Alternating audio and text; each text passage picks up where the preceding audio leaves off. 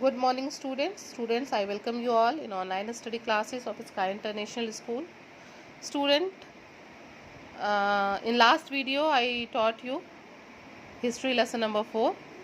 Okay, and today I am going to teach you geography lesson number 4, rotation and revolution. Okay. Now, first of all, I will tell you what is rotation and what is revolution. Students, rotation means when Earth moves around its axis. जब पृथ्वी अपने केंद्र के चारों तरफ घूमती है तो उसको हम रोटेशन कहते हैं. जब अपने एक्सिस पे घूमती है तो इट इज कॉल्ड रोटेशन, परिक्रमण. And revolution when the earth moves around the sun, then it is called a revolution. तब इसको हम क्या कहते हैं? Revolution. Because of rotation, day and night occurs, and because of revolution, weather changes. Okay, these things happens. In this chapter, we will do the thorough reading of these two topics. Okay. Now, so all of you open page number 134. Take pencils in your hand and let's start with me. The first heading is rotation, Earth's daily movement. ठीक है. The daily movement of the Earth on its imaginary axis from west to east is called rotation. ठीक है. फिर जो पृथ्वी है वो क्या करती है, अपनी इमेजिनरी एक्सिस पे जो उसकी रोटेशन का जो डायरेक्शन होता है वो क्या होता है? वेस्ट टू ईस्ट होता है. अपने एक्सिस पे वो वेस्ट टू ईस्ट चक्कर लगाती है, उसी को हम क्या कहते हैं? रोटेशन कहते हैं. It is similar to the spinning on off a top be. जैसे बिल्कुल एक लट्टू अपने कील पे, अपने गुज पे घूमता है, ठीक वैसे ही पृथ्वी अपने धुरी पे घूमती है. It takes 24 hours to complete one rotation. पृथ्वी को एक रोटेशन, एक परिक्रमण पूरा करने में कितना टाइम लगता है? 24 आवर्स, 24 घंटे लगते हैं. This period of earth rotation is called an earth day और अ सोलर डे. इस रोटेशन के टाइम को, इस पीरियड ऑफ अर्थ रोटेशन को हम क्या कहते हैं? या तो हम इसको अर्थ डे कहते हैं, एन अर्थ डे, या अ सोलर डे कहते हैं. Okay students, is it clear?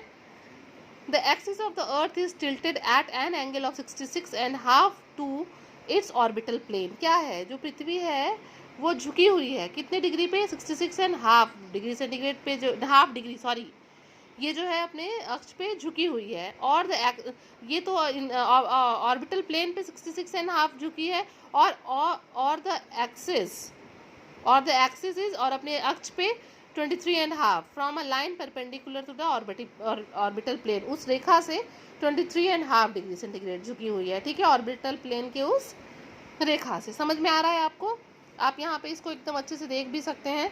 यहाँ पे ये आपका दिखा रहा है कि आपको दिया हुआ है vertical line from the earth orbital plane. यहाँ पे आपको दिख रहा है 66.5 डिग्री अपने ऑर्बिटल प्लेन पे है, जबकि अपने एक्सिस पे 23.5 डिग्री है. Okay students, so this is known as tilt और inclination of Earth's axis. इसी को हम क्या कहते हैं? पृथ्वी का अपने धुरी की तरफ झुका होना कहते हैं. आप ग्लोब देखते हैं ना, ग्लोब देखने से आपको एकदम पता चल जाएगा कि पृथ्वी क्या है? अपने अक्ष पे झुकी हुई है. When the Earth rotates on its axis, one half faces the sun is lit and has day. क्या होता है? जब पृथ्वी जो है रोटेशन करती है तो उसका जो वन हाफ है, या तो नॉर्दर्न हेमिस्फीयर या साउदर्न हेमिस्फीयर, वो क्या करता है? सन को फेस करता है. और जो पार्ट सन को फेस करता है वहाँ रोशनी होती है और वहाँ दिन होता है. The other half is tilted away from the sun remains in darkness and has night. और जो पार्ट जो है आइदर नॉर्दर्न हेमिस्फीयर और साउदर्न हेमिस्फीयर, जो पीछे की तरफ पड़ता है वहाँ पे क्या होता है? अंधेरा.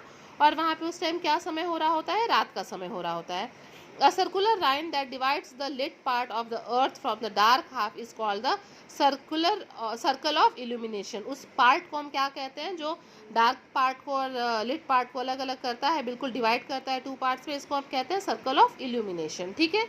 Now come on the next heading. इस हेडिंग में हम ये पढ़ेंगे कि इफेक्ट्स ऑफ अर्थ रोटेशन, की पृथ्वी अपने जब अक्ष पे घूमती है तो उसका क्या इफेक्ट होता है. The alternate phenomena of light and darkness we refer to as day and night is caused by rotation. ये जो दिन और रात की घटना होती है, दिन और रात होता है, ये अल्टरनेट फिनोमेना रोटेशन की ही वजह से होता है. When the earth rotates on its axis, one half of it faces the sun and has day. The other half is tilted away from the sun, remains in darkness and has night. क्या होता है? जो part सन की तरफ होता है, जो half जो है सन की तरफ होता है वहाँ दिन होता है, और जो हाफ उसके पीछे पड़ता है वहाँ पे अंधेरा होता है और रात होता है. Now all of you come on the next page, page number 135.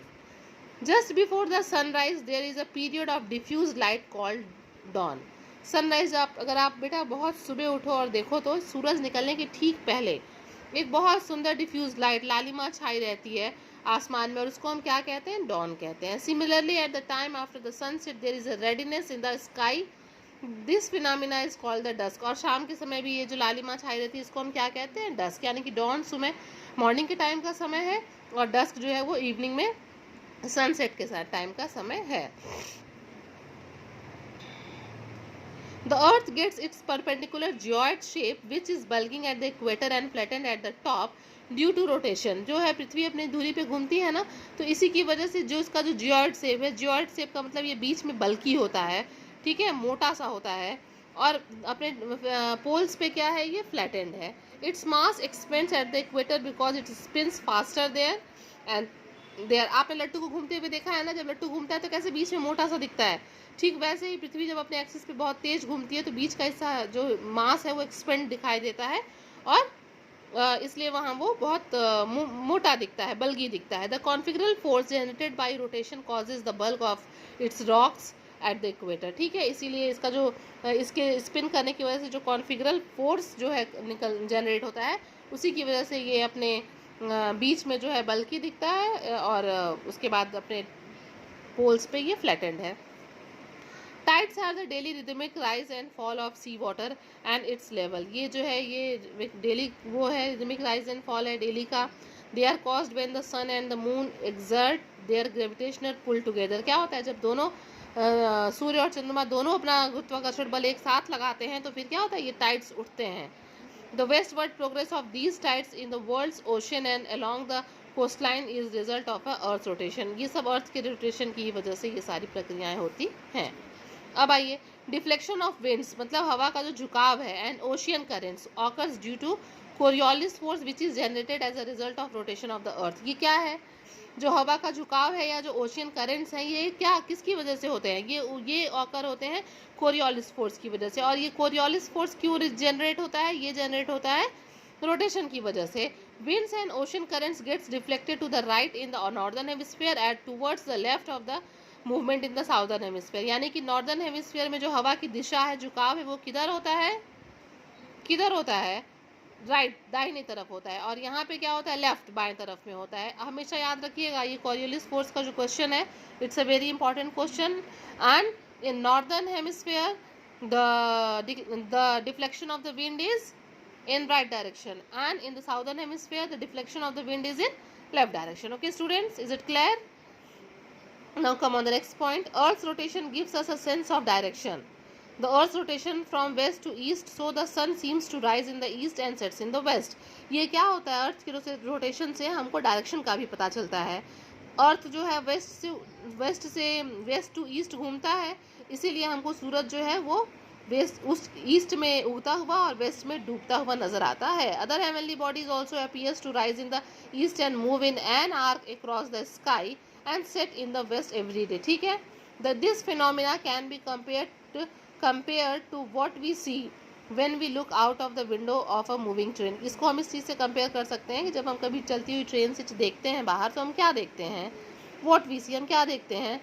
It appears to us that trees, telephone poles, building on either sides race past in the opposite directions. क्या हमको लगता है कि जो हम सीधे जा रहे हैं और ये जो चीज़ें हैं वो अपोजिट डायरेक्शन में जा रही हैं. ठीक है, actually they are stationery and it is the train that is moving. But actual में होता क्या है, जो खंबा है वो अपनी जगह पे है, जो पेड़ है वो अपनी जगह पे है, वो स्टेशनरी है, रुके हुए हैं. बट कौन मूविंग है, हम लोग चल रहे हैं, इसलिए हम लोग को वो भी चलते हुए महसूस होते हैं. Okay students, now come on the next topic, revolution, earth's annual movement. ठीक है, the earth revolution around the sun is a fixed elliptical path called orbit. क्या होता है, सन जो है एक पृथ्वी जो है एक निश्चित मार्ग पे जो है वो सूर्य के चारों तरफ घूमता है, जिसको हम इलेप्टिकल पाथ कहते हैं, ऑर्बिट, जिसको ऑर्बिट कहते हैं. इलेप्टिकल पाथ क्यों कहते हैं, क्योंकि ये गोल नहीं है. ठीक है, ये कुछ इस तरीके का शेप में है. ठीक है, इलेप्टिकल पाथ इसी को कहते हैं, और इसको हम ऑर्बिट भी कहते हैं. The movement of the earth around the sun in its orbit is an anti clockwise direction is called revolution.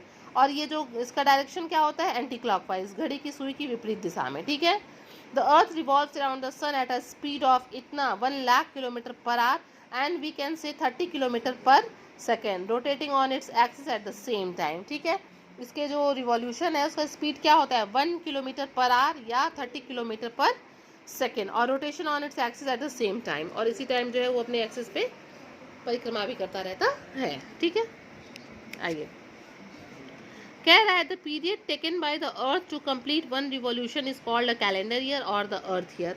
एक रिवॉल्यूशन कंप्लीट करने में जो टाइम लगता है अर्थ को, उसी को हम कैलेंडर ईयर या अर्थ ईयर कहते हैं।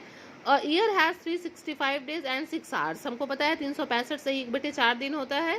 That is why we call revolution an annual motion. इसीलिए हम रिवॉल्यूशन को क्या कहते हैं, एनुअल मोशन भी कहते हैं। For convenience in making the calendar, the 6 hours are added up to become 24 hours as an extra day. ये 1/4 दिन है, ये जब 4 साल में मिलता है तो ये क्या 6 घंटे, 1/4 दिन मीन्स 6 आवर्स। ये क्या करता है, ये जब 4 साल में मिलता है तो ये पूरा 24 घंटे हो जाता है और ये पूरा एक दिन बनाता है। This additional day is called a leap year, और यही इसीलिए हर चौथे साल ये एक दिन जुड़ के लीप ईयर बनाता है और फरवरी में 29 डेज हो जाते हैं। After every 4 years, the 6 hours added up to the month of February. Thus, it has 29 days instead of the usual 28 days. समझ में आ गया आपको? हमेशा नॉर्मल ईयर में क्या होता है, फरवरी में 28 डेज होते हैं, बट लीप ईयर में कितने डेज होते हैं, 29। ये लीप ईयर कितने दिन बाद आता है, 4 ईयर्स बाद, और ये 4 ईयर्स बाद क्या होता है 1/4 जब हम 4 टाइम्स ऐड करेंगे तो ये 20 पूरा 1 कंप्लीट डे हो जाएगा, या फिर 6 आवर्स को 4 बार कंप्लीट करेंगे तो 24 आवर्स। तो वही जो एक एक्स्ट्रा डे होता है वो फरवरी में जुड़ के लीप ईयर बनाता है। This is called a leap year. Thus a leap year has 366 days. Okay students, now come on the effect of revolution. जैसे हम लोगों ने यहाँ इफेक्ट ऑफ रोटेशन पढ़ा था, अब हम यहाँ पे इफेक्ट ऑफ रिवॉल्यूशन पढ़ेंगे। A season is division of the year marked by specific change in the weather condition. आपको पता ही है सीजन से क्या होता है, सीजन चेंज हो जाते हैं और किसी जगह के वेदर कंडीशन में जो है वो एक ग्रेजुअल चेंजेस होता है वहाँ के वेदर कंडीशन में, सीजन के बदलने से, टेम्परेचर में, and in duration of day and night. दिन और रात छोटे बड़े होते हैं ना, तो सीजन चेंज होने की वजह से ये सारी चीज़ें बदलती हैं। The 4 seasons, spring, summer, autumn and winter, are closely related to the position of the earth in its orbit around the sun. ये जो 4 सीजन है ये किस पे डिपेंड करता है कि अर्थ जो है अपने ऑर्बिट में सन से किस तरफ है, किस पोजीशन पे है। ठीक है, they are caused by the inclination of the earth's axis and its revolution around the sun. ये अर्थ के झुकाव पे भी डिपेंड करता है और उसके रिवॉल्यूशन पे भी, सन के चारों तरफ रिवॉल्यूशन के कारण होता है, ये दोनों कारण ही है। Each season occurs for approximately 3 months, और ये जो सीजन्स होते हैं ये अप्रॉक्सीमेटली 3 months के होते हैं। This also causes the phenomena of solstices and equinox. यही कारण है, इसी की वजह से सोलेस्टिक्स और इक्विनॉक्स भी होते हैं। अभी मैं आपको आगे बताऊंगी सोलेस्टिक और इक्विनॉक्स के बारे में, इसकी हिंदी भी मैं आपको बता दूंगी। Solstices occurs when the sun is at its greatest distance from the equator. Solstice कब होता है, जब क्या होता है, सन इक्वेटर से मैक्सिमम दूरी पे होता है, बिल्कुल फारदेस्ट होता है। Solstice is derived from 2 Latin words, sol means sun and sister means to cause to stand still, मतलब सबसे सन हो गया और खड़े रहना, दूरी पे खड़े रहना। The hemisphere which is incline towards the sun receives more heat and light than the other which is away from the sun. क्या होता है, जो अर्थ का हिस्सा जो है वो सन की तरफ होता है, वहाँ पे ज़्यादा रोशनी पड़ती है और वो गर्म होता है। जो हिस्सा सन के रोशनी के विपरीत दिशा में होता है वहाँ रोशनी नहीं होती है और वहाँ पे क्या होता है, हीट कम होता है। और आप सोलेस्टिक का मतलब यही समझ जाइए, when the sun is farthest from the equator it is called the solstices. अब देखिए इक्विनेक्स क्या होता है। Equinox means the equal day and equal night, when the days and nights are equal. The word is derived from Latin words equi, which comes from equus means equal and nox means night. Days and nights remains equal in both the hemispheres, then it is called the equinox. You all understood it? Solastic means when the sun is farthest from the equator, and equinox means when the days and nights are equal in hemisphere. Okay? Now first of all we will go through the topic summer solastic. The north pole is incline towards the sun. ठीक है, इसमें क्या होता है, जो north pole होता है वो सन की तरफ झुका हुआ इंक्लाइंड होता है। Areas beyond the arctic get 24 hours of day light. जो एरिया आर्कटिक की तरफ है बियॉन्ड द आर्कटिक है, उसमें क्या होता है, the area beyond the Arctic, ठीक है, आर्कटिक के बियॉन्ड का जो एरिया है वो 24 आवर्स वहाँ पे डे लाइट रहता है, 24 घंटे वहाँ पे दिन रहती है। Areas beyond the antarctic circle are in complete darkness. और फिर और एंटार्कटिक सर्कल के में क्या है, बियॉन्ड द एंटार्कटिक सर्कल क्या है, वहाँ कंप्लीटली डार्कनेस होता है फॉर अप्रोक्सीमेटली 3 मंथ्स। कितने दिन के लिए, 3 मंथ्स के लिए। अब सोचिए 3 मंथ्स लगातार दिन होगा और 3 मंथ्स लगातार रात होगा। In the northern hemisphere days are longer than the nights. और नॉर्दर्न हेमिस्फीयर में क्या होता है, days are longer than the nights. The conditions are reverse from the southern hemisphere. ये तो नॉर्दर्न हेमिस्फीयर के लिए था, लेकिन देखिए साउदर्न हेमिस्फीयर के लिए इसके लिए कंडीशन बिल्कुल उल्टा है। It is summer season in the northern hemisphere and winter in the southern. जब नॉर्दर्न हेमिस्फीयर में आप देख रहे हैं कि समर है, तो साउदर्न हेमिस्फीयर में क्या है, विंटर है। 21 June is known as the summer solstice. So 21 जून को हम क्या कहते हैं, समर सोलेस्टिक कहते हैं। सबसे बड़ा दिन होता है ये। It is the longest day and the shortest night in the northern hemisphere. Northern hemisphere में सबसे बड़ा दिन 21 जून होता है, दिन सबसे बड़ा और रात छोटी होती है। The rays of the sun fall vertically at the tropic of cancer 23.5 degree north on this day. एकदम क्या होता है यहाँ पे, सन रेज क्या है, बिल्कुल वर्टिकल होते हैं ट्रॉपिक ऑफ कैंसर पे, ठीक है। इसलिए 21 जून को क्या होता है, समर सोलेस्टिक होता है। Okay students, now come on the next topic, winter solstice. During the cause of revolution the south pole is incline towards the sun and the north pole is away from it. क्या होता है, revolution की वजह से क्या होता है, जो अर्थ का पोजिशन होता है उस टाइम जो अर्थ का साउथ पोल है वो झुका हुआ होता है सन की तरफ, और नॉर्थ पोल क्या होता है, वो उससे दूर होता है सन से। The southern hemisphere has summer. Southern hemisphere में गर्मी होता है। And the northern hemisphere has winter. Northern hemisphere में क्या होता है, विंटर होता है। The rays of the sun fall vertically over the tropic of capricorn. और ट्रॉपिक ऑफ कैप्रिकॉर्न पे क्या होता है, सन रेज बिल्कुल वर्टिकल होते हैं, ठीक है।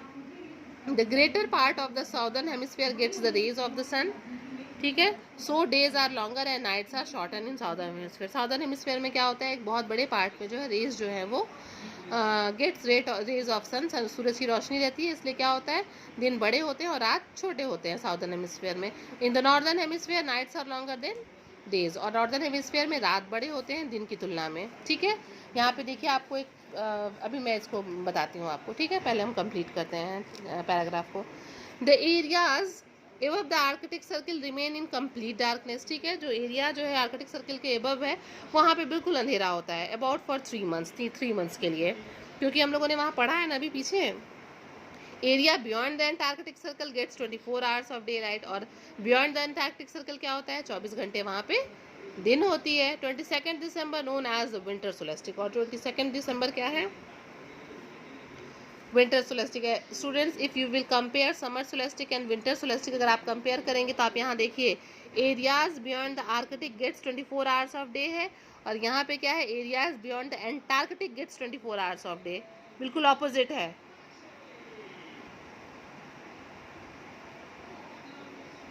यहाँ पे डार्कनेस है और यहाँ पे डे लाइट मिलता है, ठीक। उसके ऊपर देखिएगा, areas beyond the arctic gets 24 hour day light है, और यहाँ पे क्या है, एबव द एंटार्कटिक सर्किल, वहाँ बियॉन्ड था, यहाँ above the antarctic circle remains in complete darkness, ठीक है, और वहाँ डे लाइट था।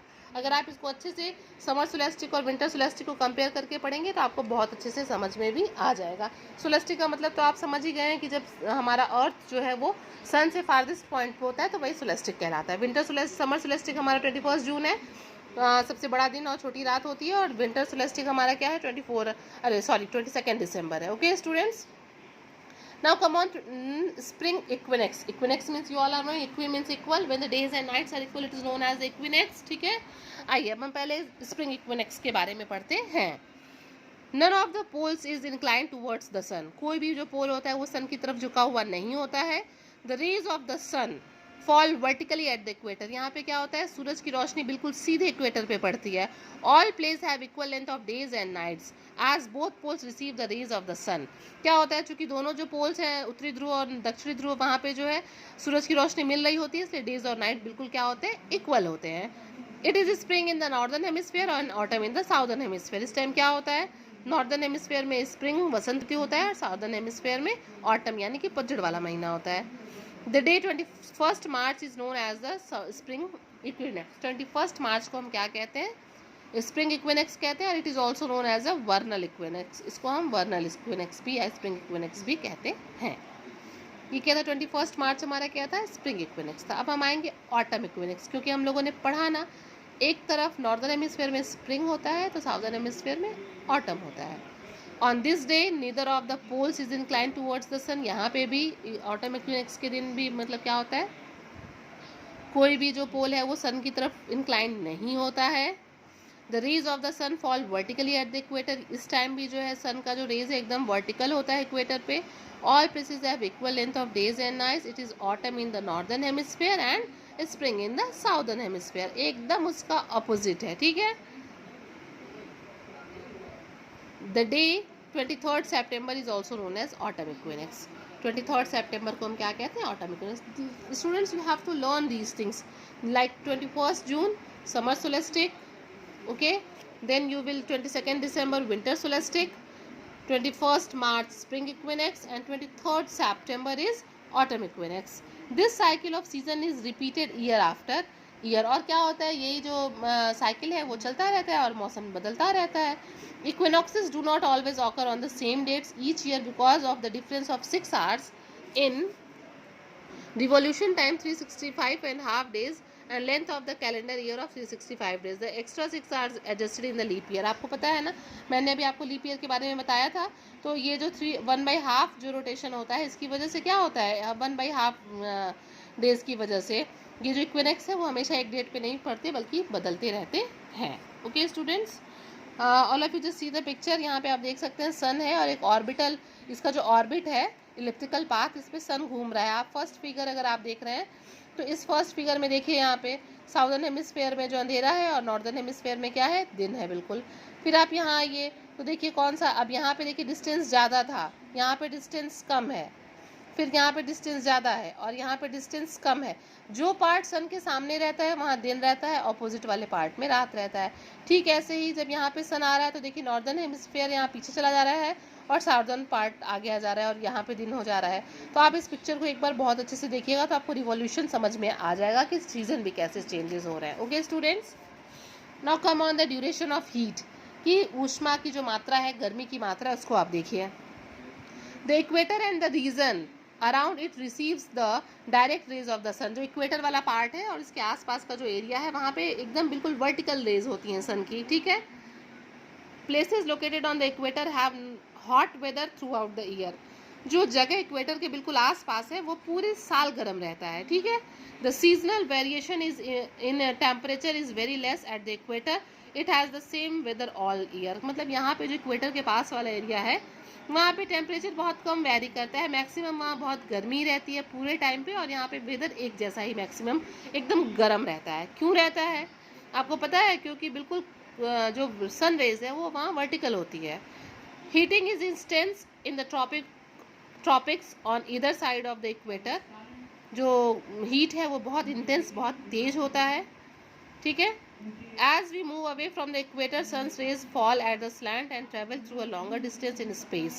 और जैसे जैसे हम इक्वेटर से पोल की तरफ बढ़ते जाते हैं, सन रेज हमारी स्लैंट होती जाती है, और जब सन रेज स्लैंट होती है तो ज़्यादा एरिया कवर करती है और हीट कम होता जाता है। As the same amount of heat rays are spread over a large area, the heating of the earth's surface is less distance. वही मैं बता रही थी, जब सन रेज स्लैंट हो जाती है तो वो ज़्यादा एरिया कवर करती है और गर्मी कम हो जाती है। आप देखिए यही 1.6 किलोमीटर में जब सन रेज बिल्कुल सीधी पड़ रही है 1.6 किलोमीटर में, तो गर्मी बहुत ज़्यादा होगी, और जब यही जो है तिरछी पड़ेगी तो इसका एरिया बढ़ जाएगा, और एरिया बढ़ने से जो हीट है वो क्या हो जाएगा, कम हो जाएगा। Okay students, when the northern hemisphere is tilted toward the sun, it experiences summer and southern hemisphere experiences winter. However, when the northern hemisphere is tilted away from the sun, it is experiences winter and southern hemisphere experiences summer. वही बात हुई, जब northern hemisphere sun की तरफ tilted है तो वहाँ summer होगा और ऑपोजिट वाले में विंटर। अगर जो मतलब कुल मिला के यही समझ जाइए, जो सन की तरफ है वहाँ पे समर होगा और ऑपोजिट वाले में विंटर होगा। ओके स्टूडेंट्स, अब आ जाइए, I think next and the last heading is variation in the length of day and night. कैसे दिन और रात बड़े छोटे होते हैं। 21 जून आपने देखा समर सोलेस्टिक एंड 22nd हाँ 22 दिसंबर विंटर सोलेस्टिक। देखिए, revolution and inclination of earth's axis cause equal days and night. Revolution की वजह से और पृथ्वी का अपने एक्सिस पे झुके रहने की वजह से जो है क्या होता है कि कारण दिन और रात क्या होते हैं, बराबर हो जाते हैं। Study the diagram carefully and note how the number of day light hours in each hemisphere very at different latitude in summer and winter. अलग अलग लेटीट्यूड पे समर और विंटर में जो डे लाइट है उसका जो समय है वो अलग अलग होता है, और यही कारण है कि दिन और रात छोटे बड़े होते हैं। Summer has longer days and shorter nights. गर्मियों में दिन बड़े होते हैं, रात छोटे होते हैं। And winter has longer night and shorter days. और विंटर में क्या होता है, रात बड़े सॉरी विंटर हैज़ हाँ विंटर में रात बड़े होते हैं और दिन छोटे होते हैं। Equator has 12 hours of day and 12 hours of night, जबकि इक्वेटर पे क्या है, इक्वल है, 12 आवर्स ऑफ डे है, 12 आवर्स ऑफ नाइट है। अब आपका एक होमवर्क है कि आप इस फिगर को बहुत अच्छे से समझ लोगे। इसको मैंने आपको बता दिया था कि यहाँ पे अर्थ को हम उसके इलिप्टिकल पाथ पे जो है ऑर्बिट पे चक्कर लगाते हुए रिवॉल्यूशन करते हुए सन के देख सकते हैं। यहाँ से डिस्टेंस ज़्यादा है, यहाँ से डिस्टेंस कम है। जो पार्ट सन की तरफ है वहाँ पे डायरेक्ट रेज पड़ रही है और वहाँ पे क्या है, दिन का है, उसके अपोजिट वाले में रात है। ये फिगर भी मैंने आपको समझाया कि कैसे अर्थ अगर कम एरिया 1.6 किलोमीटर ले रहा है तो यहाँ गर्मी बहुत ज़्यादा होगी। यही अगर यहाँ पे जो है एरिया ज़्यादा हो जा रहा है तो हीट जो है वो थोड़ा कम हो जाएगा। ठीक है स्टूडेंट, आपका ये होमवर्क है कि आप इस फिगर को बहुत अच्छे से एक बार देख लेंगे कि हर लेटीट्यूड्स पे जो है डिफरेंट लेटीट्यूड्स पे अमाउंट ऑफ डे लाइट क्या है। इसी के अकॉर्डिंग आप समझ जाएंगे कि समर और विंटर में डेज और नाइट्स का जो है वो लेंथ क्या है। यहाँ पे एक चार्ट दिया है, आप देखिए। Latitudes maximum possible duration of sunlight per day in a summer on 21 June 19 degree north पे 6 मंथ्स, 66.5 डिग्री नॉर्थ पे 24 hours, 50 degree north 16 hours, 23.5 degree north 13 hours, 0 degree पे 12 आवर्स। पता है ना, 12 hours of day and 12 hours of night. फिर 23 degree south पे देखिए 10 hours and 33 minutes, 50 degree पे देखिए 7 आवर्स एंड 42 मिनट्स। यहाँ पे 66.5 पे नील है, यहाँ पे भी नील है। ठीक है, यानी कि ये हमारा साउदर्न हेमिस्फेयर का था, ये हमारा नॉर्दर्न हेमिस्फेयर का। यहाँ पे सब आपका दिया हुआ है। ठीक है, डिग्रीज लेटीट्यूड्स आपके यहाँ पे दिए हुए हैं। और ये क्या है, ड्यूरेशन ऑफ सनलाइट। यहाँ पे देखिए ड्यूरेशन ऑफ सनलाइट नील है, यहाँ पे आप देख रहे हो, इसको ध्यान से देखो। ड्यूरेशन ऑफ सनलाइट नील है और यहाँ पे 12 आवर्स के लिए, यानी कि 12 आवर्स के लिए डे रहता है, 12 आवर्स के लिए नाइट रहता है। अब आप यहाँ समझ जाइए, ये सब देख के आप बिल्कुल समझ जाइए। Okay students, the chapter is over. You have to give some time to this chapter. You have to read it once or twice. You will understand it. I am knowing that. Okay students, till then you all just revise the chapter. Stay your home and stay safe. Thank you.